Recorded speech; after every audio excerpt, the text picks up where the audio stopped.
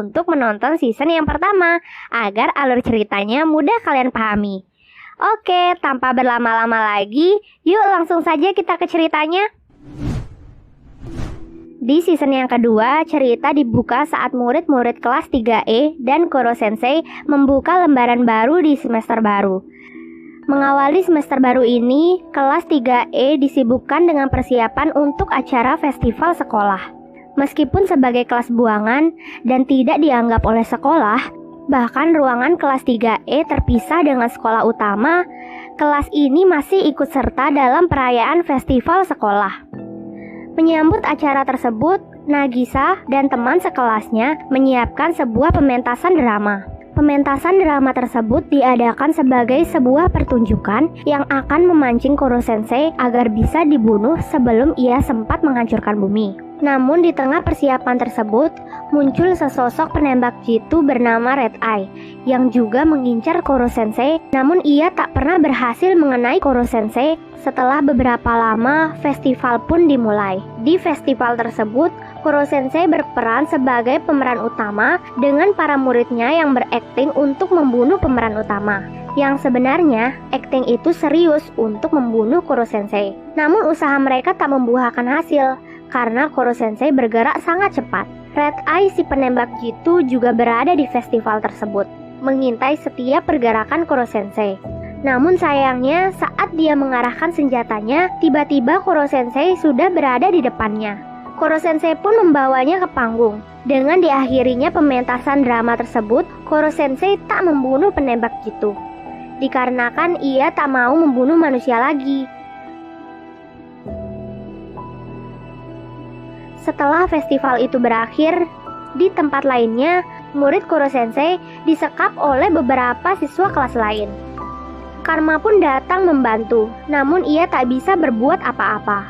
Beruntung Koro Sensei yang menyamar menjadi Karasuma menyelamatkan mereka dan memberi hukuman kepada siswa yang menyekap kelas E dengan memotong rambut mereka hingga botak.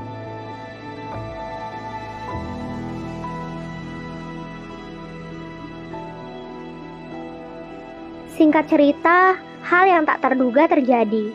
Di saat Kayano meminta bantuan kepada Koro Sensei untuk membawakan peralatan ke dalam gudang, tiba-tiba keluar tentakel dari belakang leher Kayano yang sama seperti Koro Sensei dan Itona. Ia menyerang Koro Sensei yang berada di dalam gedung. Sebelumnya, di mana Kayano sudah mempersiapkan hal itu dengan menutup jalan keluar menggunakan serat anti Koro Sensei dan merusakkan pipa air agar Koro Sensei terkena air dan melemah. Dengan kekuatannya, Kayano menyerang Koro Sensei yang tak berdaya. Namun ada sesuatu yang terjadi pada Kayano karena ia tak bisa mengontrol tentakelnya. Kayano mengungkapkan identitas aslinya. Ia adalah adiknya Yukimura dan mengatakan Koro Sensei adalah seorang pembunuh. Koro Sensei terkejut mengetahui ia adalah adiknya Yukimura yang ternyata ada hubungannya dengan masa lalu Koro Sensei. Di saat Kayano pergi, para murid pun mengetahui bahwa Koro Sensei telah membunuh seseorang, dan mereka pun menanyakan kepada Koro Sensei tentang hal yang terjadi pada masa lalunya. Saat itu Koro Sensei tak mau menceritakannya. Namun Koro Sensei akan menceritakan masa lalunya ketika semuanya hadir, termasuk Kayano. Di suatu tempat, Kayano yang merenungi masa lalunya mengingat kematian kakaknya yang tewas di pangkuan Koro Sensei. Karena hal tersebut, ia ingin membalaskan dendamnya.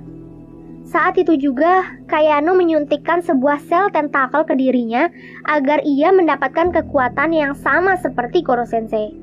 Singkat cerita, Koro Sensei bertemu dengan Kayano, mengajaknya untuk kembali ke kelasnya, namun ia kembali untuk melawan Koro Sensei. Pertempuran pun tak terhindarkan. Kayano yang sangat marah dengan Koro Sensei langsung menyerangnya dengan tentakel yang mengeluarkan api. Dengan kekuatannya itu, Kayano berhasil membuat Koro Sensei kewalahan. Koro Sensei tak mau menyerang dan melukai Kayano. Ia hanya menghindari semua serangannya. Nagisa lalu berencana untuk menghentikan Kayano. Di saat Koro Sensei menahan tentakelnya, Nagisa pun naik menghentikan Kayano dengan ciumannya. Hal itu membuat Kayano menjadi tenang. Di saat Kayano mulai tak sadar, Koro Sensei lalu menarik keluar tentakelnya. Setelah kejadian itu berakhir, Koro Sensei mulai menceritakan masa lalunya kepada semua murid, termasuk Kayano yang sudah kembali ke kelas. Masa lalu Koro Sensei dimulai saat dirinya belum menjadi monster. 2 tahun lalu, Koro Sensei adalah pembunuh bayaran dengan julukan Shinigami atau Dewa Kematian. Saat itu, ia tak memiliki perasaan dan keluarga dan hanya bertahan hidup sebagai seorang pembunuh bayaran. Dan pada suatu ketika, ia pun akhirnya tertangkap. Yang menangkapnya itu adalah pria yang memakai jubah putih di season pertama yang bernama Yanagisawa. Ia merupakan pemimpin organisasi penelitian gelap. Ia dijadikan sebagai tikus percobaan yang sempurna untuk eksperimen. Tujuan penelitian mereka adalah untuk menciptakan energi yang sangat besar sebagai alternatif sumber minyak dan tenaga nuklir. Di saat uji coba, Yanagisawa meminta tunangannya yang bernama Yukimura untuk memonitoring Koro Sensei. Yukimura adalah kakak dari Kayano. Dari situlah Koro Sensei pertama kali bertemu dengannya. Penelitian tersebut membutuhkan waktu yang sangat lama, sehingga setiap harinya Yukimura bertemu dan berbicara dengan Koro Sensei.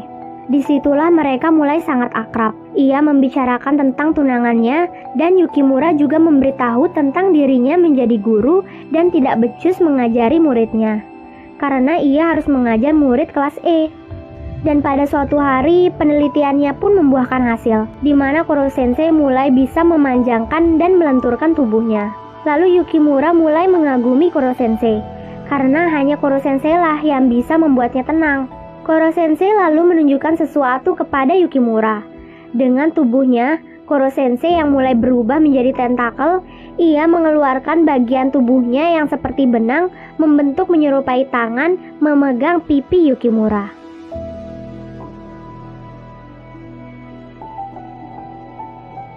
Beberapa hari kemudian, kabar buruk telah terjadi. Ternyata bulan bukan hancur karena ulah Koro Sensei, melainkan karena uji coba dari ilmuwan tersebut, di mana mereka telah menaruh tikus yang sudah ditransplantasikan sel Koro Sensei di bulan. Dan setelah 1 tahun dibiarkan, membuat ledakan besar yang menghilangkan 70% bagian bulan. Begitu juga dengan Koro Sensei, hal yang sama akan terjadi kepada Koro Sensei. Tubuhnya akan meledak 1 tahun kemudian, yang akan meledak dan menghancurkan bumi sama seperti yang terjadi di bulan. Mereka lalu berencana untuk melenyapkan Koro Sensei. Setelah Koro Sensei mengetahui hal tersebut, ia pun tidak membiarkan dirinya mati sia-sia. Ia ingin mencoba kekuatan barunya itu sebelum mati. Yanagisawa yang takut dibunuh Koro Sensei lalu mengaktifkan penghancuran di gedung tersebut, yang dimana Yukimura berada di gedung tersebut tewas terkena ledakan. Dalam keadaan seperti itu, Koro Sensei tak bisa berbuat apa-apa, lantaran ia tak memiliki pengetahuan ilmu medis. Saat sebelum kematiannya, Koro Sensei memutuskan untuk meneruskan jalan dari Yukimura, yaitu dengan cara menjadi guru dari kelas 3E. Nah, dari situlah kenapa Koro Sensei menjadi wali kelas 3E. Setelah mendengar cerita dari masa lalu Koro Sensei, hal itu membuat semua murid terdiam dan merenungkan dirinya masing-masing.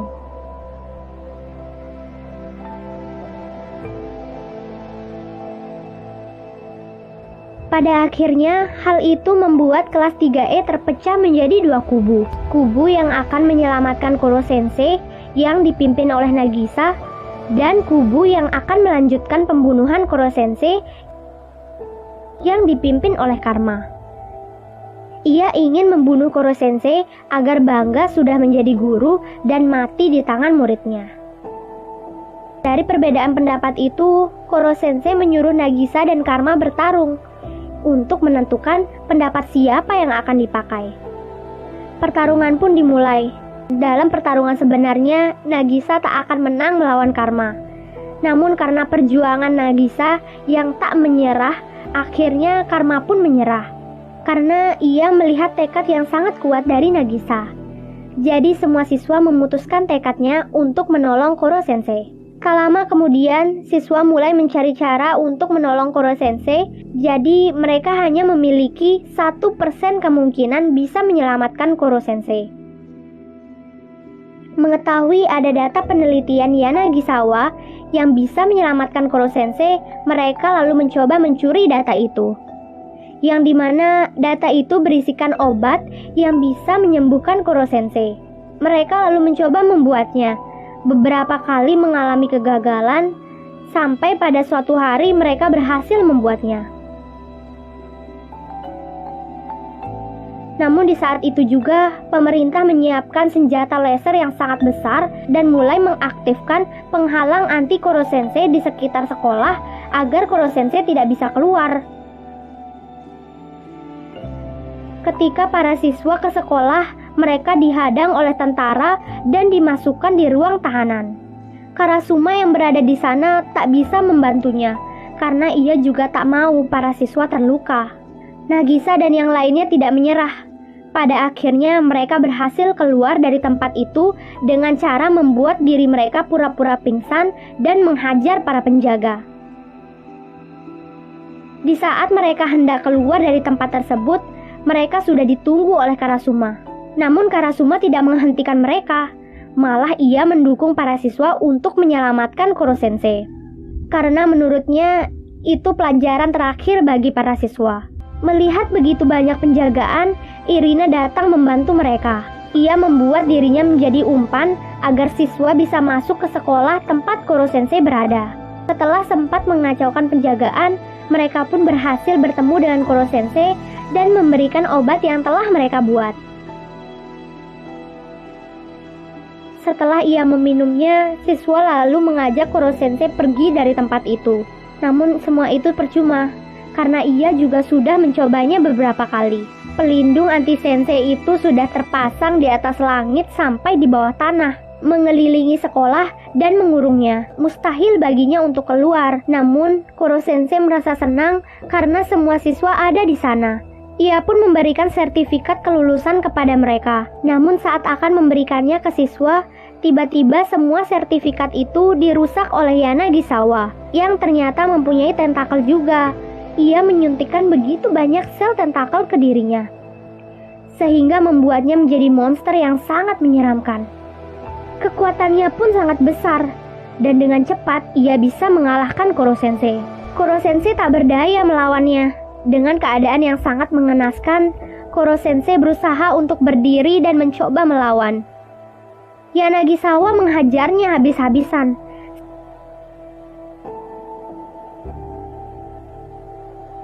Sampai seketika Kayano berusaha menyelamatkannya. Namun sayang, malah Kayano yang tak sadarkan diri oleh serangan Yanagisawa. Hal itu membuat Koro Sensei sangat marah, karena dirinya tak mau kehilangan seseorang lagi. Koro Sensei pun mengumpulkan kekuatannya yang sangat besar untuk memusnahkan Yanagisawa dalam satu serangan. Serangan itu pun berhasil mengalahkannya. Dengan segera, Koro Sensei membawa Kayano untuk menyelamatkannya. Menggunakan ilmu medis yang ia pelajari, ia tak mau hal yang sama terulang kembali seperti Yukimura, dan seketika Kayano bisa sadar kembali. Setelah apa yang terjadi pada Koro Sensei, ia pun mulai melemah. Tak ada cara lain lagi untuk menyembuhkannya. Ia pun meminta kepada para muridnya untuk membunuhnya. Para siswa mulai memegang tentakel Koro Sensei dan Nagisa meminta ke teman-temannya yang lain agar dia yang membunuh Koro Sensei. Mereka pun setuju.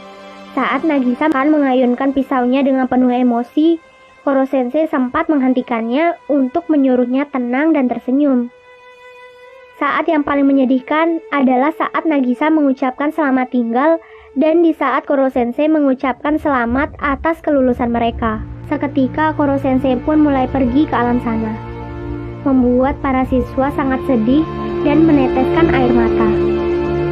Dan film pun selesai.